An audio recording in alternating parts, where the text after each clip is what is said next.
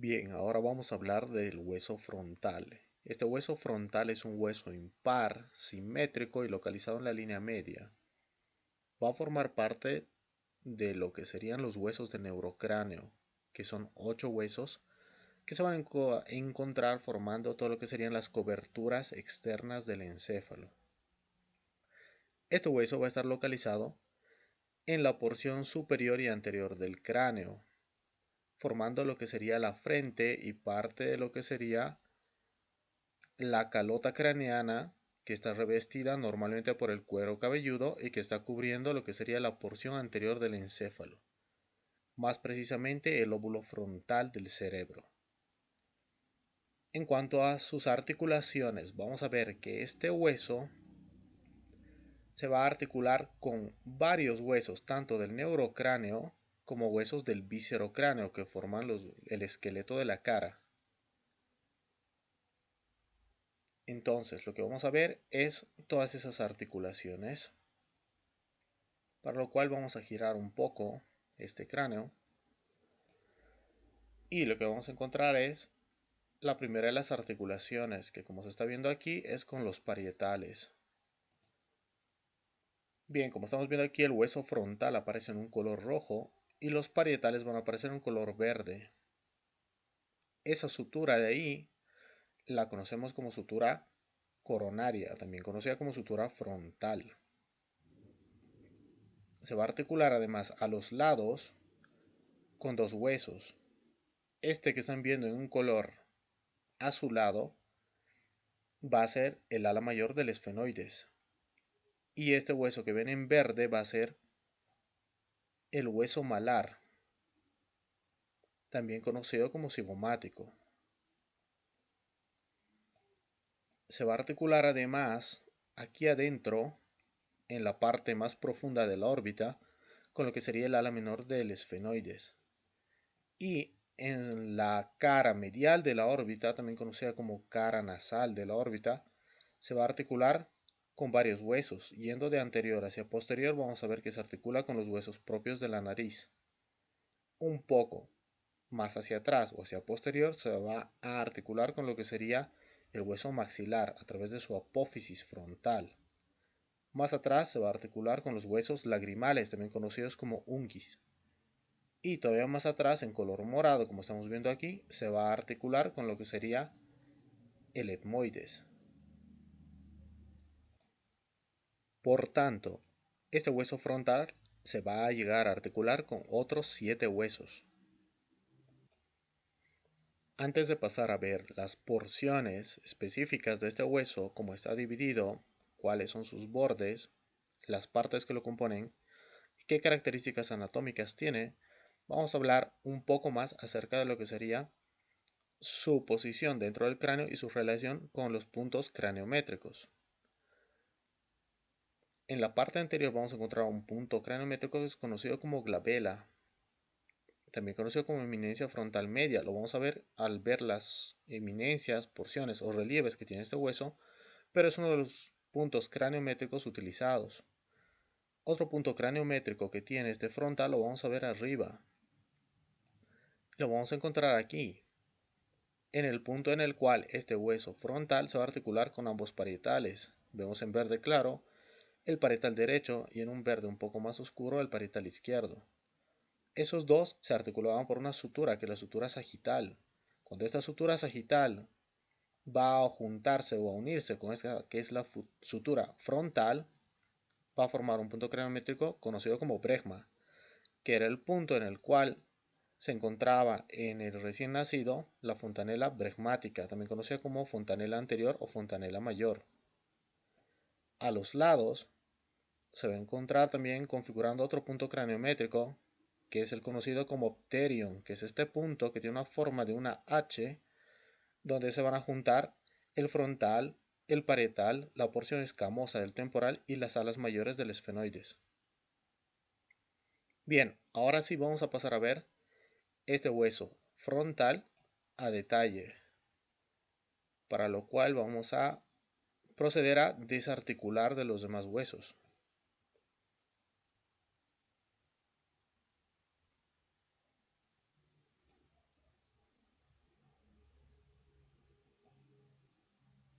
Muy bien, aquí tenemos una estructura de un cráneo ya desarticulado. Lo que vamos a proceder a hacer ahora es eliminar todos los demás huesos y quedarnos solamente con el frontal, que ustedes lo están viendo en color rojo. Bien, una vez que hemos eliminado todos los huesos que no nos interesan, vamos a proceder a ampliar la imagen del hueso frontal para verlo más a detalle con todas sus partes y porciones.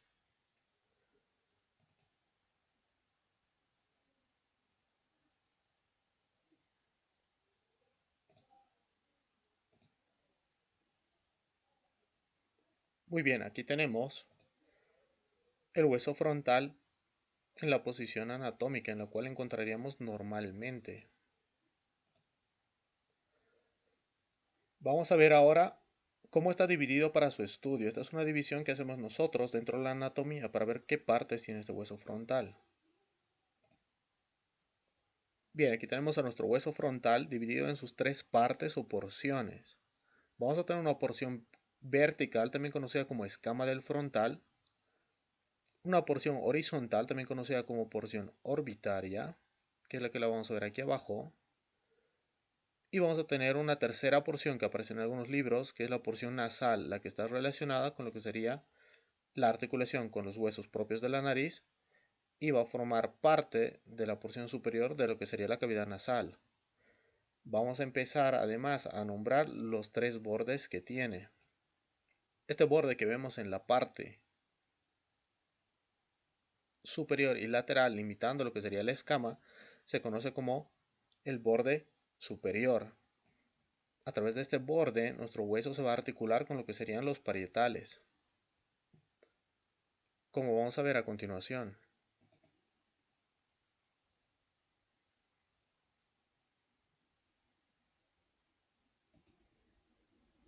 Bien, como estamos viendo, nuestro hueso frontal, que era el que estábamos viendo, se va a articular por medio de ese borde superior, que estaba limitando todo lo que era la escama, principalmente con los parietales, a través de lo que era la sutura coronaria. Otro de los bordes que vamos a tener, lo vamos a ver en la parte anterior, y es el conocido como borde orbitonasal. Va a estar conformado por una porción nasal que se articula con los huesos propios de la nariz y una porción orbitaria que va a conformar el arco de la órbita. El tercer borde que necesitamos ver es el que vamos a encontrar aquí atrás, que se conoce como borde posterior. Este va a estar articulándose con lo que sería el ala menor del esfenoides. Lo vamos a ver mejor en una visión posterior, para lo cual hay que girar todo nuestro cráneo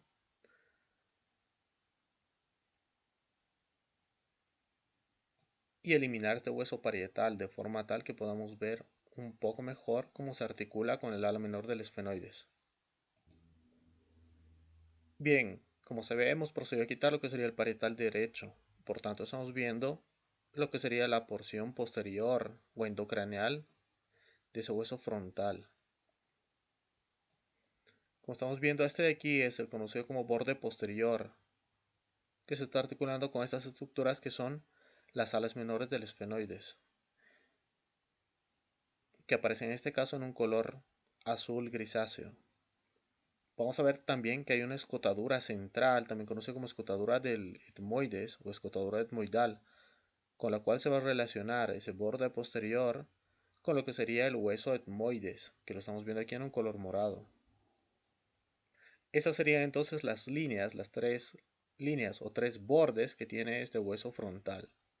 Ahora sí pasamos a hacer el estudio a detalle de este hueso frontal.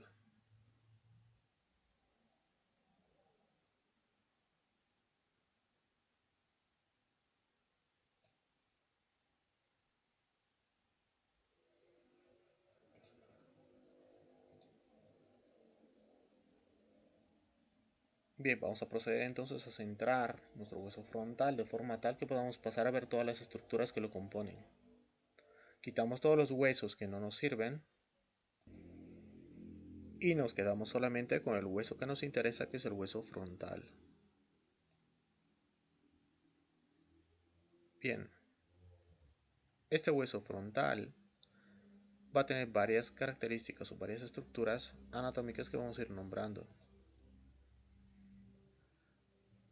Vamos a empezar por nombrar estructuras que se encuentran en la línea media y luego vamos a proceder a nombrar las de la porción lateral. Como siempre vamos a ir de forma ordenada, por tanto vamos a nombrar las que se encuentran más arriba, superiores o craneales, y luego vamos a ir descendiendo a las inferiores o caudales. En la parte central o en la línea media, la primera estructura que encontraríamos sería una sutura que normalmente se encuentra aquí, que en el modelo de simulación no está tan claro, pero que se conoce como sutura metópica. Es la sutura que demuestra que en la vida embrionaria, cuando se estaba desarrollando el ser humano, habían dos porciones del frontal que se unen por una sutura o una línea media en la cual va a haber una articulación de tipo sinostosis, es decir, va a haber una fusión de los huesos. Entonces, ocasionalmente puede permanecer aquí un remanente de esa sutura que se denomina sutura metópica. Más abajo vamos a encontrar un relieve óseo que se denomina glabela, que significa lampiño, es decir, es la parte que se encuentra normalmente entre ambas cejas a nivel superficial. A nivel de lo que sería el hueso, lo que vamos a encontrar es esa elevación que también se la conoce como eminencia frontal media. Un poco más abajo vamos a encontrar esta estructura de aquí que se conoce como espina nasal. Está destinada a la articulación con ambos huesos propios de la nariz. Y este de aquí que sería el borde nasal, que forma parte de lo que era la línea anterior de este hueso frontal, también conocida como línea órbito-nasal o borde órbito-nasal, que va a separar la porción vertical o escamosa y la porción horizontal o orbitaria. Ahora hacia los lados vamos a tener dos elevaciones, una a cada lado, donde vamos a encontrar una prominencia de lo que sería esta escama del frontal. Se les va a conocer como eminencias frontales. Simplemente en algunos libros va a aparecer también como eminencias frontales laterales. Más abajo vamos a tener lo que son estos de aquí, que son los arcos superciliares. Están relacionados con el músculo curvador de las cejas. Todavía más abajo vamos a tener esto de aquí, que sería el borde de la órbita, también conocido como arco supraorbitario. Aquí vamos a encontrar dos estructuras relacionadas que van a ser estas apófisis. Vamos a tener una apófisis orbitaria medial, también conocida como apófisis maxilar del frontal, debido a que se articula con el hueso maxilar, como vimos al principio. La que se encuentra en la porción lateral se conoce como apófisis orbitaria lateral, también conocida como apófisis cigomática, debido a que se articula con el hueso cigomático o malar. Y vamos a tener dos estructuras, una constante y una inconstante. La constante va a ser el agujero supraorbitario, por donde van a pasar la vena y arterias supraorbitarias, además del nervio frontal externo. Y esta de aquí, que es más inconstante, a veces existe en los cráneos, a veces no la vamos a poder observar, y puede aparecer en dos presentaciones, como un foramen similar al foramen supraorbitario, pero un poco más medial, o como en este caso, que es una escotadura, es decir, una especie de indentación en ese borde, y va a corresponder a lo que sería agujero frontal, si es que aparece como un foramen, o la escotadura frontal, que es la presentación más común como estamos viendo aquí en el modelo de simulación. Por aquí va a pasar tanto la vena como el nervio supratrocleares. Se denominan así porque aquí en el ser vivo existe una tróclea o polea para el músculo oblicuo superior del ojo, como vamos a mencionar un poco más adelante. Esas son la mayor parte de las estructuras que vamos a encontrar en lo que sería la porción vertical o escama del frontal. Para terminar, nombraríamos las que se encuentran a los lados o lateralmente.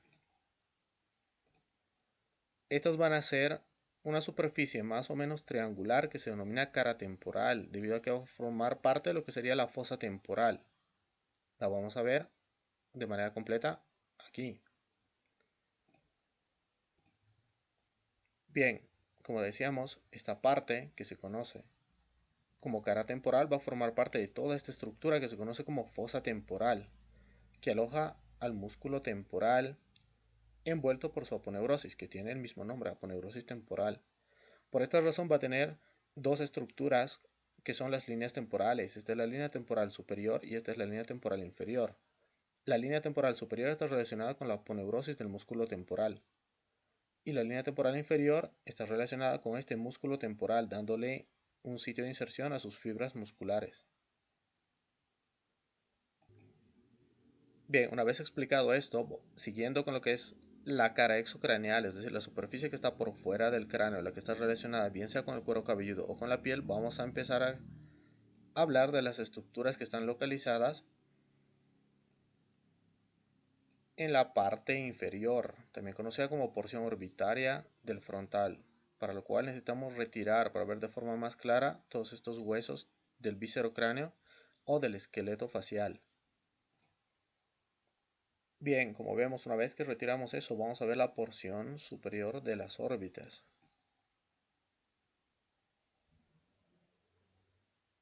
para lo cual vamos a girar este cráneo y lo vamos a localizar de forma tal que estaríamos en una visión inferior. Bien, las estructuras que vamos a encontrar en este caso van a ser las siguientes. Toda esta depresión grande se conoce como fosa orbitaria. A ambos lados va a tener depresiones un poco más profundas que van a corresponder a lo que serían en la parte lateral de cada órbita las fositas lagrimales relacionadas con la glándula lagrimal. Y en la parte central vamos a tener una fosa mucho más pequeña que se conoce como fosa troclear.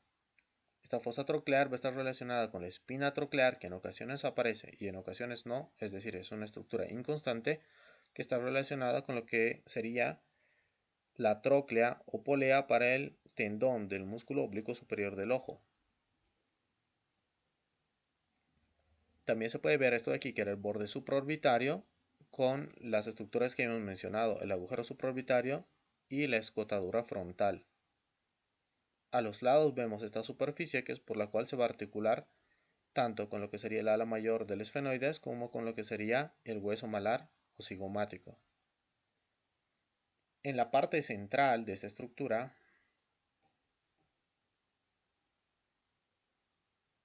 que la vamos a apreciar un poco mejor en esta visión, vamos a ir nombrando las estructuras de la que está más adelante hacia las que estén un poco más atrás.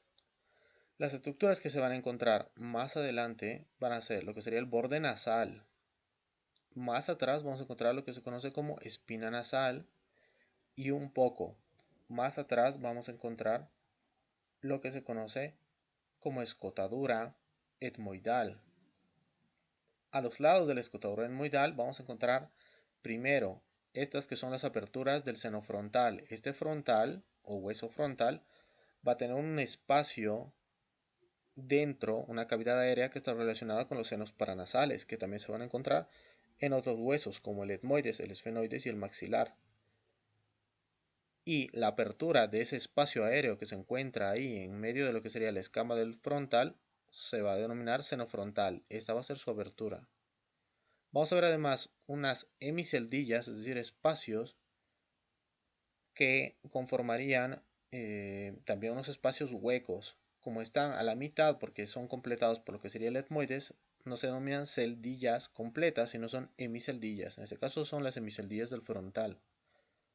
En los cráneos, aquí no se ve tan a detalle, pero en un cráneo real que tengan van a encontrar dos canales, el canal etmoidal anterior que queda por aquí y el canal etmoidal posterior que queda aquí. El canal etmoidal anterior normalmente va a separar lo que sería una hemiceldilla del frontal con lo que sería la apertura del seno frontal.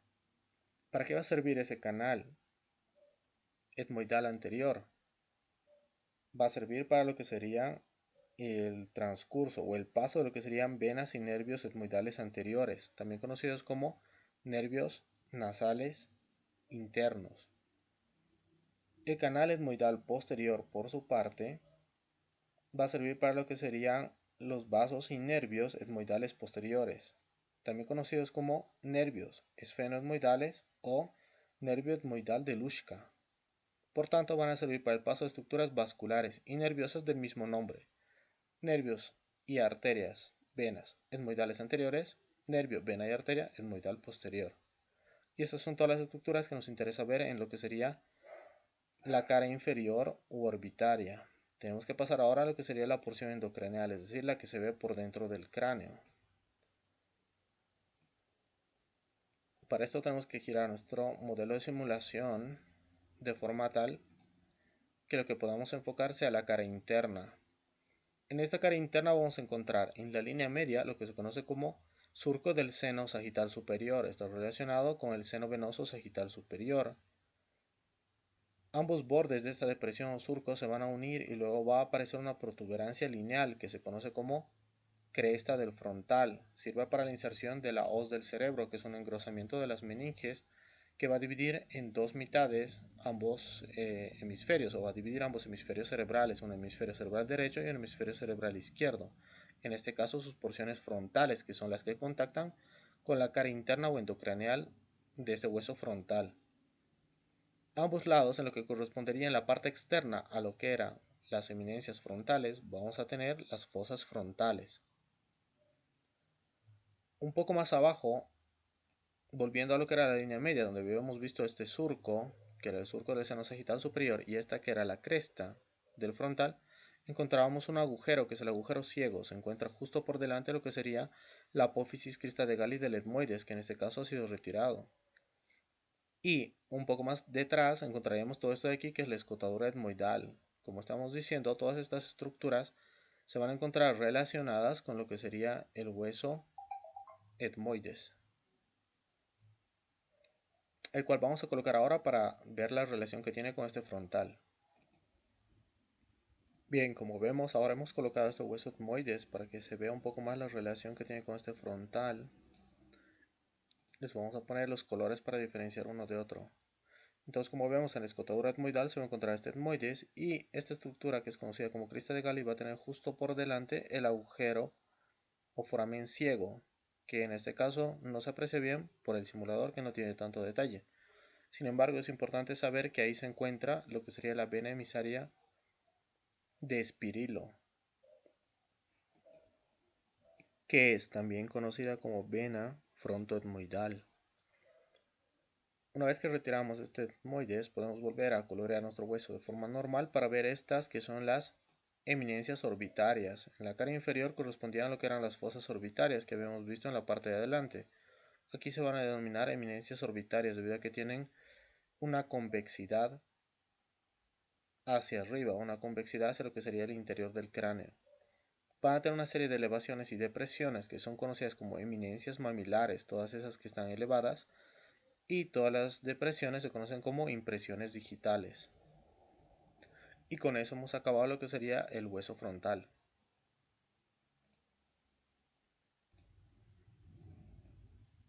Espero que se haya entendido ese hueso frontal, que como hemos visto es uno de los primeros en ser estudiado y no tiene demasiada complejidad, al menos siendo comparado con otros huesos como el esfenoides, que lo vamos a ver en detalle más adelante.